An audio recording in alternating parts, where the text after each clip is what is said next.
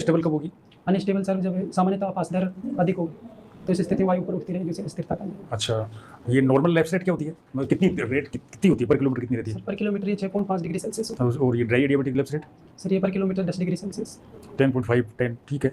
और ये saturated adiabatic lapse rate sir ये पर किलोमीटर 6 डिग्री सेल्सियस कितनी होती है? 6 डिग्री 5 से 6 डिग्री सेल्सियस। 6 डिग्री तो वही होती है, 4.5 to 5 डिग्री होती है, 6.5 होती है वो, ठीक है। तो पूर्ण स्टेबिलिटी किसको कहा जाता है? पूर्ण स्टेबिलिटी सर पूर्ण स्थिरता। जब सर वायुमंडल में कोई वायु पदार्थ से ऊपर उठती है तो संघनन की प्रक्रिया के बाद में जो वायु ऊपर उठना बंद हो जाती है उसे पूर्ण स्थिरता कहा जाता है, जिसमें आर्द्र एडियाबैटिक दर की मात्रा अधिक सामान्यतः आपात दर से होती है। सर टेम्परेचर इन्वर्जन से क्या मतलब है? सर टेम्परेचर तापमान विलोमता, प्रतिलोमन बोलते हैं इसके लिए, प्रतिलोमन। जी सर, जैसे सामान्यतः धरातल पे ऊंचाई के साथ तापमान कम होता है, लेकिन ऊंचाई के साथ तापमान अगर बढ़ता है तो उसे तापमान इन्वर्जन कहा जाएगा। अच्छा, ये किन किन कंडीशंस में होता है टेम्परेचर इन्वर्जन?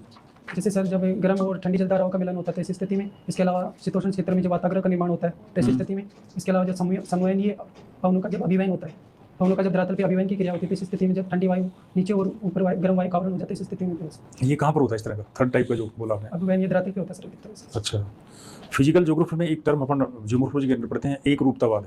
हाँ सर। इससे क्या मतलब है?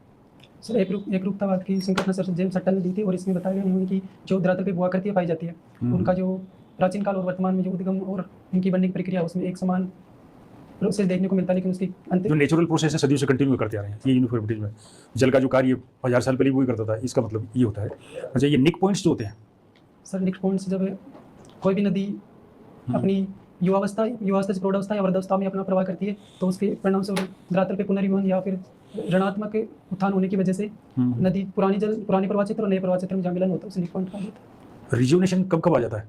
कौन सी परिस्थितियाँ होती है जब रिवर रिजुवनेट हो जाती है, मतलब पुनर्यौवन प्राप्त कर लेती है? जैसे सर नदी जब आधार तल में ऋणात्मक परिवर्तन होता है इस स्थिति में। हाँ, इसको थोड़ा एक्सप्लेन करो उसको। जैसे सर धरातल पे अगर क्यों हो जाता है ऋणात्मक परिवर्तन? जैसे धरातल पे सर अलग स्थल भाग ऊपर उठ जाए और जल स्तर की मात्रा कम हो जाती है, इस स्थिति में पुनर्जीवन की स्थिति प्राप्त करेगी। एक कंडीशन होगी। दूसरी सर अभी ये दूसरी है सर, जैसे नदी के प्रवाह क्षेत्र में अचानक से कोई मुलायम और कठोर चट्टानी आती है तो मुलायम चट्टानी कट जाती है और कठोर चट्टानों से जब जल का प्रवाह होता है तो इस स्थिति में पुनर्जीवन प्राप्त कर सकते हैं। जो उसके बाद है, उसके बाद सर विद्यन क्रम की चट्टानी, उसके बाद में सर गोडवान क्रम की, फिर टर्सरी क्रम की, इस प्रकार से फिर तो ये डेक्कन ट्रेप भी है कहीं बीच में? हाँ सर, दक्कन ट्रेप। किसके बाद आता है Deccan trap? Sir Deccan trap Vindhyan क्रम की जो चट्टानें हैं वो डेक्कन ट्रेप की बाद की है या डेक्कन ट्रेप पहले था? सर बात की है। कौन सी? सर ये टर्सरी काल की है दक्कन ट्रेप। कौन सी डेक्कन ट्रेप? हाँ थोड़ा सा ज्योग्राफिकली माइंड घुमाओ। डेक्कन ट्रेप के इरोजन से उसके बाद में फिर विंध्यन क्रम बना है। अच्छा, हिमालय का जो आर्क शेप लिया है, ये आर्क शेप क्या कारण मानते हैं? इसका तलवार की तरह से आकृति ली है इसने, स्ट्रेट नहीं है। सर इसका कारण जैसे प्रारंभ में जब प्रायद्वीपीय पठार अफ्रीका से अलग होकर ऊपर उत्तरी पूर्व की ओर गति किया यूरेशियन प्लेट की तरफ, तो उसने प्रारंभ में एंटी क्लॉकवाइज गति करते हुए पहले उत्तर पश्चिम में फिर उत्तर पूर्व की ओर यूरेशियन प्लेट से टकराते थे। एमए फाइनल में जो ऑप्शनल पेपर सर मेरे एमए फाइनल में एडवांस ज्योग्राफी ऑफ इंडिया, इसके अलावा population geography, climatology and oceanography और geography of water research and practical. जनसंख्या संक्रमण सिद्धांत किसने दिया और क्या? Population transaction theory. सर जनसंख्या संक्रमण सिद्धांत है थॉमसन और नोटेस्टी ने दिया था। थॉमसन ने इसके ऊपर 1929 में कार्य किया और नोटेस्टी ने 1945 में। ये सर जनसंख्या के संक्रमण को दर्शाती है, जैसे कोई भी जनसंख्या वो ग्रामीण से शहरी क्षेत्र में या शिक्षित या कोई क्षेत्र ग्रामीण से औद्योगिक की तरफ किस प्रकार से विकसित या अंत्यक्रिया होती है उसके बारे में बताता है कि भविष्य में जनसंख्या का विकास किस तरह से हो। कॉन्टिनेंटल ड्रिफ्ट थ्योरी उसकी आलोचना किस तरह करेंगे?